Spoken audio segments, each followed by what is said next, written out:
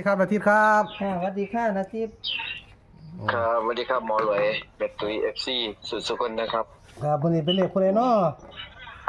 เด็กนาชิดครับวันอาทิตย์บ่ว่าเป็นเขาบ่คือบัวครับห้าน้อยบ่เขาครับมึงแล้วบ่ให้ห้าน้อยเด้อมึงยิ้มกับเขาดอกว่าสิตีโยงว่าย่านคัดกับเจ้าแม่น63เนาะไอ้ยังก่อนเจ้าปลาแม่85แม่85เปลี่ยนแล้วเจ้าปลาก็7885ตัวน่ะแล้วก็ แม่นครับ แล้วก็ไปตีนึงยังบ่ ไปทั่วทิศทั่วแดน นึงยังก็เล่าเด้อตีเฮา187นะ87บ่ที่จริงก็ต้องไปตี8785ที่จริงต้องถือ85เป็น7ตัวเนาะเลขมีแค่นี้ได้เลขเจ้าปลาเนาะแม่นปล่อยกับฟันก็ว่า87เป็น5ซั่นเฮาก็เลยว่าโอ้มือเฮาแม่เฮาก็บ่กล้าเว้าหลายเนาะเว้าหลายก็สิว่าเฮาไปเก่งกับผู้ฟันอีกนั่นล่ะที่จริงบ่รู้อีกทีน่ะปลาได้หลายที่88ทำหมดแล้วเลขเบิ้นมันตีอีหยังบ่ว่าแล้วอีหลายๆเนาะแล้วตี187มันตี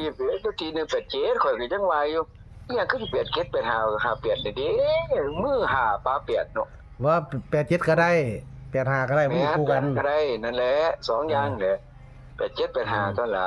587ที่จริงแล้วมันจะเป็น587เลข3ตัวน่ะแม่นหรือมัน785ก็ได้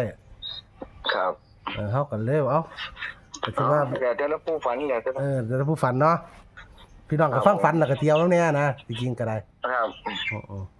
เอาวันนี้เพิ่นให้เป็นลาวพัฒนาบ่ครับครับเน้นพัฒนาอย่างเดียวเพิ่นว่าฝันฟังบ่ล่ะเว้าอยู่เอาลองว่าฝันฟังนะครับเพิ่นฝันว่าไดเพิ่นก็ฝันว่ามีคนมาเขียนให้ผู้เฒ่ามาเขียนให้โอ้นี่เขียนให้เลยเนาะนึกไงครับเพิ่นว่าผู้เฒ่ามาเขียนให้เพิ่นเลยว่าเพิ่นถึงลาวเพิ่นก็ผู้เฒ่าเขียนเลยเนาะแล้วว่าขอลาวพัฒนาเด้อแล้วอ่ะบ่ดอกข้าน้อยมันบ่ออกกับวันใช่ป่ะระวังสิเนาะก่อนแล้วว่ะพักก่อนเนาะแม่นครับเพิ่นฝันแล้วว่าเขียนให้เพิ่นวางได้ครับผู้เขียนวันนี้เด้อเพิ่นว่าเรียกเพิ่นว่าแล้วก็ว่านี่เด้อเพิ่นเขียนให้เรียกวันนี้เขียนให้เพิ่นน่ะเรียก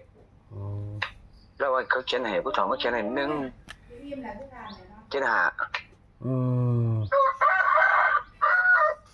โอ้แล้วก็มั่นใจเยอะแล้วว่าเขียน5เนาะมักเล่าดิวันนี้แม่นมักเล่าพัฒนาดิแล้วว่าไปก็สิใส่อยู่เด้อแล้วก็ว่าสั่นโอ้แล้วมันเอาเด้ครับแล้วมักอยู่เรามักเลยเด้1เขียน5เนาะแม่นครับสิตัด1เขียนได้บ่น่ะ1เขียน7 5 7ให้เพิ่นนั่นแหละ15นั่นแหละเนาะครับตัดได้ซ้ำนี้เด้อครับผมสองมาเขียนให้เนาะครับจังได๋ซั่นน่ะเขียนหาเนาะครับผมเพิ่นบอกว่าให้เน้นตัวใดบ่เพิ่นให้เน้นเขียนหากับ17กันล่ะแล้วเนี่ยเราแต่ละมักที่สุดคือ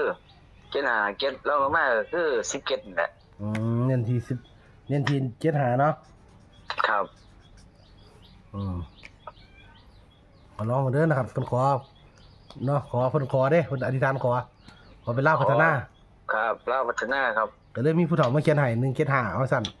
ครับผมแต่ว่าเราก็หลายเที่ยได้เราฝันแบบนี้แม่นบ่ครับหลายเที่ยดิเขาหน้าอยู่ที่เดี๋ยวก่อนคือกันก็ได้ว่าสิฝันว่าผู้เฒ่ามาเขียนให้ครับแล้วฝันหลายเที่ยอยู่ว่าคนมาเขียนให้นะแม่นๆแล้วก็สิมีดีของเราอยู่เนาะครับเพิ่นก็สิมีดีของเพิ่นเยอะแหละเพิ่นก็ฝันแม่นเพิ่นก็ว่าหนึ่งในตองหูกันเลยฝันแม่นเด้ละว่าเลยเด้แม่นอย่างนี้ฝันแม่นเพิ่นก็หนึ่งในตองหูคือกันแหละเพิ่นว่านะแต่ว่าเพิ่นซ้ำใดซ้ำนึงแล้วก็บ่อยากให้พอดีแล้วคนอักอยู่อักกินอยู่ดิแล้วก็อักเก่าดิอันนี้คิดไว้บ่แม่นอันนี้คิดกันไว้เพราะว่าเคยอยู่เคยกินนำกันเด้ครับบ่ได้ดอกผู้นึงผู้ซอยผู้นึงผู้ใหญ่เนาะครับเกินบ่ได้เคยอยู่เคยกินนำกันแม่นครับแต่ผิดไปเว้าเพิ่นก็เลยบ่กล้าปากบ่กล้าคืนดอกคืนบ่ได้แต่ที่เว้าแล้วเพิ่นก็เลยต้องให้เนาะครับไปขอต้องให้เด้บ่ให้บ่ได้เด้คู่เลยดิคู่เลยเด้แม่คู่พร้อมธรรมดาแล้วบ่อยากให้เด้อบ่ได้ฝันดอกก็ดีอย่ามาเว้าเนาะเด้เว้าเลยบ่คู่เลยอย่ามาเว้าเนาะ เอาไม่ข่อยเลยเจ้าคนอยังเจ้ามันปิดไปบ่ได้ดอกข่อยรู้ที่ใส่ข่อยรู้ไตจะปึ๊ดเลยครับว่าเลย ใส่สไตล์มันเลย 175เด้อนะครับ ครับ 17เนาะ15ตัวกันเนาะครับเนาะเอาพิจารณาเด้อพี่น้อง FC ก็ได้ทำนี่ล่ะ175 1775นี่แหละนะครับ ครับ สำหรับในทางของนาทิตโอ้นาทิตตัวนี่ อาทิตย์ อ้าวเขาเพิ่งเขามาเขียนนาทิตพุ่น เขี เลย นอาทิตย์ เอามีอย่างเราไปด้วยกันแหละ เอา คิดก็ ทิตใกล้ๆกันแล้วเนาะ ครับ อืมพอดีธรรมดาสิเขียนนาทิตไปเลยนะ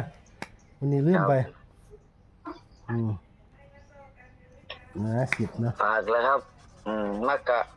เรียนบ่มักกะพันและแค่นั้นแหละครับ เพิ่นแม่นนี่ดอกนะ10หรือใด ครับ ถือว่าจำได้ว่าเที่ยวมันฝันคนมาเขียนให้มันแม่นอยู่เด้ ครับ อืม แม่นอยู่ของเพิ่นอยู่ ครับดีอยู่ในทางเราเนาะ ครับผม คนละคนแชร์แล้วพี่น้องเอ้ยนะครับบางที่เพิ่นฝันได้ตีกับตีซอกกันเอานำเนี่ยอันที่เพิ่นก็ตีบ่ถูก แม่นครับ อันนี้มันเป็นประตูเลยบ่ แล้วก็ตีบ่เป็นจังซั่นแหละตีก็ตีบ่เป็นโอ้ยจักแล้วพะเนาเพราะว่ามัน87นี่แหละพะเนาว่า แล้วเขาก็เป็น87แหละส่วนใหญ่คนฝันว่าจับปลาเนี่ยมัก87นั่นล่ะแต่ว่าก็โดนร้อนเป็น8หายเด้ ครับแต่ว่า ก็เลยว่าโอ้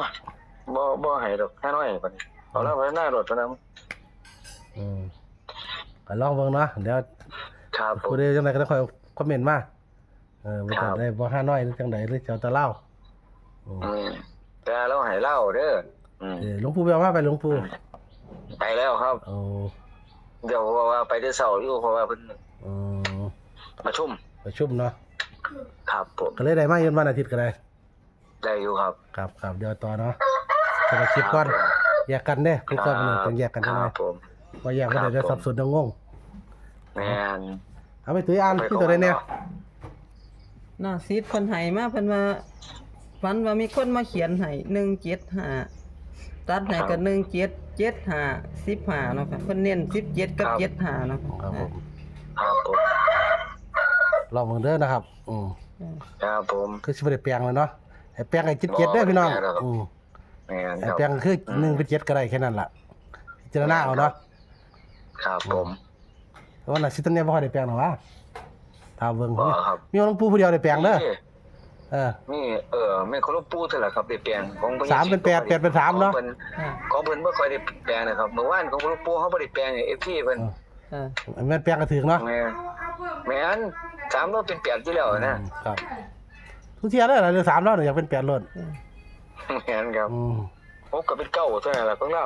เสียก่อนเสียดายบ่ได้แปลงเนาะหลวงปู่เนาะเอาตามต่อพี่น้องหาข้าวเล่ามื้อนี้เนาะ ครับ เอาขอบคุณนาทีละเดียวของนาซิดมาแบ่งปันเดี๋ยวต่อเลยนะครับเนาะสวัสดีครับ ครับผม สวัสดีค่ะ